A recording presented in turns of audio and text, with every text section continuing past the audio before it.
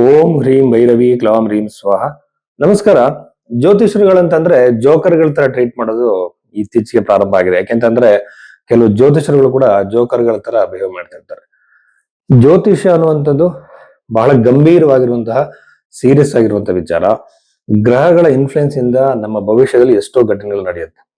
ಎಷ್ಟೋ ಘಟನೆಗಳು ನಮ್ಮ ಕೈಯಲ್ಲಿ ಇಲ್ಲ.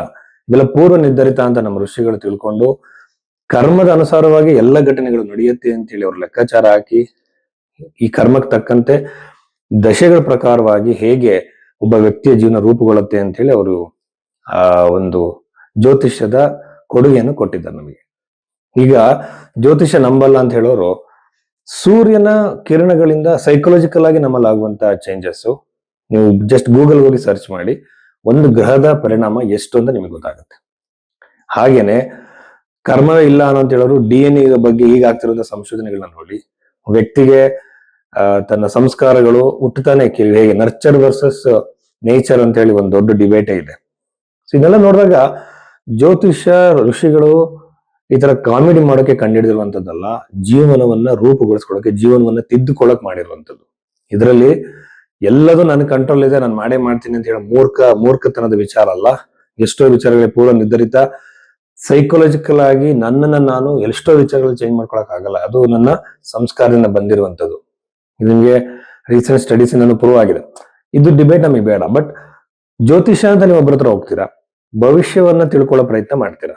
ಯಾಕೆಂದ್ರೆ ಭವಿಷ್ಯದಲ್ಲಿ ಎಷ್ಟೋ ವಿಚಾರಗಳನ್ನ ತಿಳ್ಕೊಬೇಕು ಅನ್ನೋ ಇಂಟ್ರೆಸ್ಟ್ ನಮ್ಗೆ ಇರುತ್ತೆ, ನಮ್ಮ ಜೀವನ ಯಾವ ಕಡೆಗೆ ಹೋಗುತ್ತೆ ಅಂತ ಹೇಳಿ. ಹೋದಾಗ ನಿಮಗೆ ಸರಿಯಾಗಿರೋ ಗೈಡೆನ್ಸ್ ನಿಮ್ಗೆ ಸಿಗ್ಬೇಕಲ್ಲ. ಹಾಗಾಗಿ ನಾನು ಏನ್ ಮಾಡ್ತೀನಿ, ಜ್ಯೋತಿಷ್ಯದ ನಿಜವಾದ ಜ್ಯೋತಿಷ್ಯ ಬಗ್ಗೆ ಹೇಳ್ತೀನಿ. ಯಾಕೆಂದ್ರೆ ನಿಜವಾದ ಜ್ಯೋತಿಷಿ ಹಿಂದೆ ನಡೆದಿರೋ ಘಟನೆಗಳನ್ನ ಹೇಳ್ತಾನೆ, ಲಗ್ನದ ಮೇಲೆ ನಿಮ್ಮ ಭವಿಷ್ಯ ಹೇಳ್ತಾನೆ ಹೊರತು ರಾಶಿಯ ಮೇಲಲ್ಲ. ಒಂದೇ ರಾಶಿಯಲ್ಲಿ ಲಕ್ಷಾಂತರ ಜನ ಹುಟ್ಟಿರ್ತಾರೆ. ಬೃಹತ್ ಪರಾಶರ ಹೋರಾಶಾಸ್ತ್ರದಲ್ಲಿ ಪರಾಶರ ಮಹರ್ಷಿ ಷಷ್ಠ್ಯಾಂಶ ಅಂತ ಒಂದು ಚಾರ್ಟ್ ಕೊಡ್ತಾರೆ. ಅದ್ರಲ್ಲಿ ಬಂದು ನಿಮಗೆ 2 ಸೆಕೆಂಡ್ 3 ಸೆಕೆಂಡ್ ಜಾಗ ಚೇಂಜ್ ಆಗೋದನ್ನ ಹೇಗೆ ನೋಡ್ಬೇಕು ಅಂತಿದೆ. ಋಷಿಗಳು ಬಹಳ ಮುಂದೆ ಇದ್ದಾರೆ, ನಾವು ಇನ್ನ ಪ್ರಶ್ನೆ ಮಾಡೋದ್ರಲ್ಲೇ ಇದ್ದೀವಿ. ಅದಕ್ಕೆಲ್ಲ ಉತ್ತರ ಆಗ್ಲೇ ಕೊಟ್ಟಾಗಿದೆ. ಎರಡನೇದು ಬಂದು, ನಾನು ಭವಿಷ್ಯವನ್ನು ಹೇಳುವಾಗ ಯೂಶುವಲ್ ಆಗಿ ನಿಮ್ಮ ಜಾತಕ ಇಲ್ಲ ಅಂತಂದ್ರೆ ನಾನು ಹಸ್ತ ಸಾಮುದ್ರಿಕೆ ಮೂಲಕ ಹೇಳ್ತೀನಿ. ನಾಡಿ ಜ್ಯೋತಿಷ್ಯದಲ್ಲಿ ಇರುವಂತಹ ರೇಖೆಗಳು, ಆಮೇಲೆ ಚೈನೀಸ್ ವೆಸ್ಟರ್ನ್ ಪಾಮಿಸ್ಟ್ರಿ ಇಂದ ಸೈಕಲಾಜಿಕಲ್ ಟೆಂಡೆನ್ಸೀಸ್ ಎಲ್ಲವನ್ನು ಕೂಡ ಹಲವಾರು ಘಟನೆಗಳನ್ನ ಬಹಳ ಈಸಿಯಾಗಿ ಹೇಳ್ಬೋದು. ಸೊ ಲಗ್ನವನ್ನ ತಿದ್ದಬೇಕು ಅಥವಾ ಸಿಕ್ಕಿಲ್ಲ ಅಂತಂದ್ರೆ ಹಸ್ತ ಸಾಮುದ್ರಿಕೆ ಮೂಲಕ ನಿಮ್ಮ ಜಾತಕವನ್ನ ಹೇಳ್ಬೇಕು. ಆಮೇಲೆ ಹಿಂದೆ ನಡೆದಿರೋ ಘಟನೆಗಳನ್ನ ಹೇಳ್ಬೇಕು. ಪರಿಹಾರಕ್ಕೆ ಬೃಹತ್ ಪರಾಶರ ಹೋರಾಶಾಸ್ತ್ರದಲ್ಲಿ ಕೊಟ್ಟಿರುವಂತಹ ಋಷಿ ಹೇಳಿರುವಂತಹ ಮಂತ್ರ ಜಪಗಳ ದಾನಗಳನ್ನ ಹೇಳ್ಬೇಕು. ಹಂಗಂದ ತಕ್ಷಣ ಪರಿಹಾರ ಆಗ್ಬಿಡುತ್ತಾ? ಖಂಡಿತವಾಗ್ಲೂ ಇಲ್ಲ. ನಿಷ್ಠೆ ಬೇಕಾಗತ್ತೆ, ಶ್ರದ್ಧೆ ಬೇಕಾಗತ್ತೆ, ಕೆಲವನ್ನ ಅಕ್ಸೆಪ್ಟ್ ಮಾಡ್ಕೋಬೇಕಾಗತ್ತೆ. ಜ್ಯೋತಿಷ ಕೇಳೋದು ಸುಲಭ, ಸತ್ಯವನ್ನ ನೀವು ಒಪ್ಕೊಳ್ಳೋದು ಬಹಳ ಕಷ್ಟ. ಅದಕ್ಕೊಂದು ಧೈರ್ಯ ಬೇಕಾಗುತ್ತೆ, ಅವಾಗ ಮಾತ್ರ ಭವಿಷ್ಯ ಕೇಳಬೇಕು. ಸೊ ಇಷ್ಟೆಲ್ಲ ಸೀರಿಯಸ್ ಆಗಿರೋ ವಿಚಾರಗಳಿದೆ. ಸೊ ಈ ಬಗ್ಗೆ ನಿಮ್ಮ ಜಾತಕವನ್ನು ನೋಡ್ಬೇಕು ಅಂದ್ರೆ ಖಂಡಿತ ನ್ಯೂಮರಾಲಜಿಸ್ಟ್ ಗಳ ಹತ್ರ ಹೋಗ್ಬೇಡಿ. ಸಂಖ್ಯಾಶಾಸ್ತ್ರಜ್ಞರು, ಆಮೇಲೆ ಕರಂಗುಲಿ ಮಾಲ ಬಗ್ಗೆ ಹೇಳೋರು, ಜೆಮ್ಸ್ಟೋನ್ಸ್ ಹೇಳೋರು, ಹೆಸರು ಚೇಂಜ್ ಮಾಡ್ಕೊಳ್ಳೋರ ಹತ್ರ ಹೋಗ್ಬೇಡಿ. ನಿಮ್ಮ ನಿಖರವಾದ ಭವಿಷ್ಯದ ಬಗ್ಗೆ ತಿಳ್ಕೊಳ್ಳೋಕೆ ಜಾತಕವನ್ನು ಅನಾಲಿಸಿಸ್ ಮಾಡಬೇಕಾಗತ್ತೆ. ಅದಕ್ಕೆ ಟೈಮ್ ಹಿಡಿಯುತ್ತೆ. ಸೊ ಆ ಟೈಮ್ಗೆ ಒಬ್ಬ ಜ್ಯೋತಿಷಿಗೆ ನೀವು ಗೌರವ ಕೊಡ್ಬೇಕಾಗತ್ತೆ, ವೆಯ್ಟ್ ಮಾಡ್ಬೇಕಾಗತ್ತೆ. ಸೊ ಆ ಬಗ್ಗೆ ನೋಡೋಕೆ ನೀವು ಭೈರವಿ ಆಸ್ಟ್ರೋದಲ್ಲಿ ನೀವು ನಿಮ್ಮ ಜಾತಕವನ್ನು ಕಳಿಸ್ಬೋದು. ಇದ್ರ ಪ್ರಕಾರವಾಗಿ ಆ ಅನಾಲಿಸಿಸ್ ಮೂಲಕ ನಾನು ನಿಮಗೆ ತಿಳಿಸ್ಕೊಡ್ತೀನಿ. ಸೊ ಇಷ್ಟು ವಿಚಾರಗಳಿದೆ. ಧನಸ್ಸು ರಾಶಿ 2026 ಮಾರ್ಚ್ 22 ನಂತರದಲ್ಲಿ ಧನಸ್ಸು ರಾಶಿಯವರಿಗೆ ಇರುವಂತಹ ವಾರ ಫಲದಲ್ಲಿ ಪಾಸಿಟಿವ್ ನೆಗೆಟಿವ್ ಏನಿದೆ ಎಲ್ಲ ನೋಡೋಣ. ಇಲ್ಲಿ ಯುಗಾದಿ ಫಲ ಅಂತಿದ್ದಾರೆ. ಯುಗಾದಿಗೂ ನಮಗೂ ವೈಯಕ್ತಿಕವಾಗಿ ಏನು ಸಂಬಂಧ ಇದೆ? ಒಂದು ಹೊಸ ಸಂವತ್ಸರದ ನಾನು ಹೇಳ್ತೀನಿ, ಭವಿಷ್ಯದಲ್ಲಿ ಜೀವನದಲ್ಲಿ ಬದಲಾವಣೆ ಆಗಲಿ. ಇದು ಬಂದು ಮಂಡ್ಯನ್ ಅಸ್ಟ್ರಾಲಜಿ ಅಂತಾರೆ. ಅಂದ್ರೆ ಇಡೀ ಜಗತ್ತಲ್ಲಿ ನಡೆಯುವಂತಹ ಇದಕ್ಕೆ ಸಂಬಂಧಪಡುತ್ತೆ ಹೊರತು ವೈಯಕ್ತಿಕ ಜಾತಕದ ಮೇಲೆ ಪರಿಣಾಮ ಇಲ್ಲ. ವರ್ಷ ಫಲವನ್ನು ನೋಡೋ ವಿಧಾನ ಹೇಗೆ? ಅದ್ರಲ್ಲಿ ಮುಂತೇಶ, ವರ್ಷೇಶ, ಬಹಳಷ್ಟು ವಿಚಾರಗಳಿದೆ. ಮುಂತ ಅಂದ್ರೆ ಬಹಳಷ್ಟು ಜನಕ್ಕೆ ಗೊತ್ತಿಲ್ಲ. ಈ ಕ್ಯಾಲ್ಕುಲೇಷನ್ಸ್ ಹೇಗೆ? ಇದ್ರ ಮೇಲೆ ನಾವು ನಿಮ್ ಬಲವನ್ನ ಹೇಳ್ಬೇಕು. ನೀವು ಹುಟ್ಟಬೇಕಾಗಿರುವಂತಹ ಸಂದರ್ಭದಲ್ಲಿ ಸೂರ್ಯನ ಡಿಗ್ರೀಸ್ ಎಷ್ಟಿಗಿತ್ತು ಅಲ್ಲಿಗೆ ಬಂದು ಸೇರಿದಾಗ ಅಲ್ಲಿಂದ ವರ್ಷ ಫಲವನ್ನ ನೋಡುವಂತ ಕ್ಯಾಲ್ಕುಲೇಷನ್ಸ್ ಇದೆ. ಅಥವಾ ಹಸ್ತರೇಖೆಯಲ್ಲಿ ವಯಸ್ಸಿಗೆ ಅನುಗುಣವಾಗಿ ಎಲ್ಲಿ ನಿಮ್ಮ ವಯಸ್ಸು ಬೀಳುತ್ತೆ ಅದ್ರ ಮೇಲೆ ನಿಮ್ಮ ರೇಖೆಗಳನ್ನ ಇಟ್ಟು ಅದ್ರ ಮೇಲೆ ಭವಿಷ್ಯ ಹೇಳುವಂಥದ್ದು ಇದೆ. ಬಟ್ ಇದನ್ನ ಯಾರು ಫಾಲೋ ಮಾಡ್ತಾರೆ? ಇದರಿಂದ ಜ್ಯೋತಿಷರೆಲ್ಲ ನಮಗೆ ಜೋಕರ್ಗಳ ಹಾಗೆ ಕಾಣೋ ತರ ಆಗಿದೆ. ಹೀಗೆ ಧನಸ್ಸು ರಾಶಿ ಹುಟ್ಟಿದಂಥವ್ರಿಗೆ ನೆಗೆಟಿವ್ ಆಗಿ ಹೇಳೋದಾದ್ರೆ ಗೃಹ ನಿರ್ಮಾಣದ ಸಾಧ್ಯತೆ ಇದ್ದು ಸಹ ಕಡಿಮೆ ಆಗುತ್ತೆ. ಪ್ರಾಪರ್ಟಿಯನ್ನ ಖರೀದಿಗೂ ಸಹ ಅವಕಾಶ ಕೂಡ ಕಡಿಮೆ ಆಗ್ತಾ ಹೋಗುತ್ತೆ. ಸ್ವಲ್ಪ ಅದಕ್ಕೆ ಕೈ ಹಾಕಬೇಡಿ. ಬಟ್ ವಿವಾಹದ ಸಾಧ್ಯತೆ, ಸಂಬಂಧಗಳು ಬರೋ ಸಾಧ್ಯತೆ, ಮದುವೆ ಆಗೋ ಸಾಧ್ಯತೆ, ಎಂಗೇಜ್ಮೆಂಟ್ ಆಗೋ ಸಾಧ್ಯತೆ. ಈಗ ಎಷ್ಟೋ ದಿನದಿಂದ ನಿಮ್ಮನ್ನ ನೋಡ್ಕೊಂಡು ಹೋಗಿರ್ತಾರೆ, ಸಂಬಂಧಗಳು ಪುನಃ ವಾಪಸ್ ಬರ್ಬೋದು. ಅವ್ರ ಜೊತೆ ನಿಮಗೆ ವಿವಾಹ ಆಗ್ಬೋದು.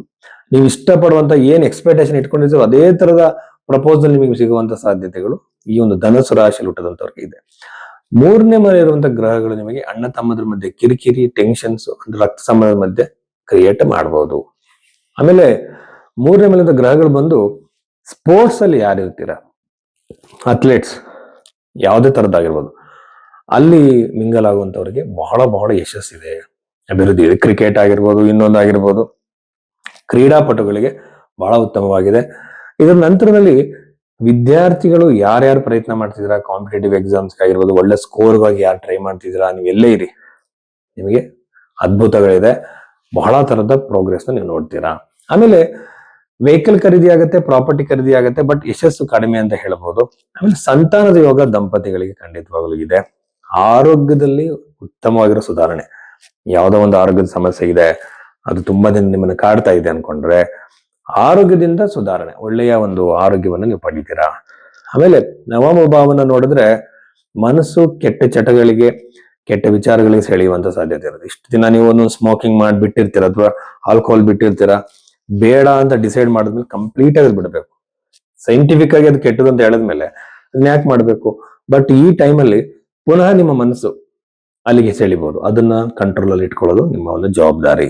ಆಮೇಲೆ ಅನವಶ್ಯಕ ಸಂಚಾರ, ನಿಮಗೆ ಅಲ್ಲಿ ಲಾಭ ಇರಲ್ಲ, ಅನಾನುಕೂಲವಾಗಿರೋ ಓಡಾಟಗಳ ಸಾಧ್ಯತೆ ಆಗಿರುತ್ತೆ. ಸಾಲದಿಂದ ಹೊರಗಡೆ ಬರ್ಬೇಕು ಅಂತ ಪ್ರಯತ್ನ ಮಾಡಿದಷ್ಟು ಮತ್ತೆ ಸಾಲ ಸುಳಿಗೆ ಸಿಲುಕುವಂತ ಸಾಧ್ಯತೆ.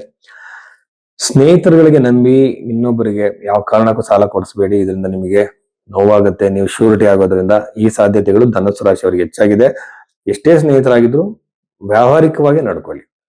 ಆಮೇಲೆ 6ನೇ ಮನೆಯ 4ನೇ ಮನೆಯಿಂದ ಈ ಅನವಶ್ಯಕ ಕೇಸ್ಗಳು, ಪ್ರಾಪರ್ಟಿ ರಿಲೇಟೆಡ್ ಆಗಿ ಪೂರ್ವಿಕ ಸ್ವತ್ತು ಆಗಿರ್ಬೋದು, ಪಿತ್ರಾರ್ಜಿತ ಆಗಿರ್ಬೋದು, ನಿಮ್ಮದೇ ಜಾಗ ಆಗಿರ್ಬೋದು, ನಿಮ್ಗೆ ಅನವಶ್ಯಕವಾಗಿ ಕೇಸ್ಗಳು ಓಡಾಡುವಂಥದ್ದು, ತಗೊಂಡಿದ್ದ ಜಾಗ ನಿಮ್ಮ ಕೈ ದಕ್ಕದೇ ರೀತಿ ಟೆನ್ಷನ್ಗಳು ಕ್ರಿಯೇಟ್ ಆಗ್ಬೋದು. ಇಷ್ಟೆಲ್ಲ ವಿಚಾರಗಳು ಧನುಸು ರಾಶಿಯವರಿಗಿದೆ. ಬಟ್ ಮಾನಸಿಕ ನೆಮ್ಮದಿಯನ್ನ, ಆರೋಗ್ಯವನ್ನ ಕಾಪಾಡ್ಕೊಳ್ಳಿ. ಕುಟುಂಬದ ಜೊತೆ ನೆಮ್ಮದಿಯ ಸಂತೋಷ ವಾತಾವರಣ ಇದೆ. ಬೇರೆ ಯಾವುದೇ ತರದ ನೀವು ಭಯ ಪಡುವಂಥದ್ದು ಧನುಸು ರಾಶಿಯವರಿಗೆ ಇಲ್ಲ. ನಮಸ್ಕಾರ.